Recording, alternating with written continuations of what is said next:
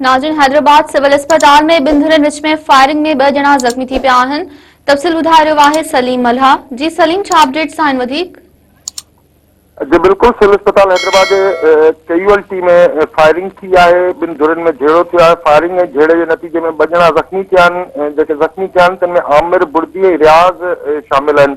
इन्हनि खे तिबी इमदाद फ़राहम कई वई आहे। फायरिंग जे नतीजे में जेको आहे कैजुअल्टी में ख़ौफ़ हिरास वारी सूरत पैदा थी वई। पुलिस हिते पहुती आहे, पर जवाबदार जेके आहिनि उहे फरार थियण में जेको आहे कामयाब थी विया आहिनि। पुलिस जो इहो चवणु आहे त जवाबदारनि खे गिरफ़्तार करण जे लाइ छापा हया पिया वञनि।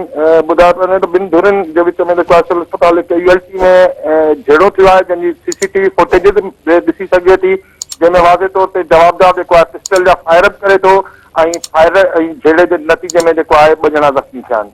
जी सलीम, अवां जी महिरबानी।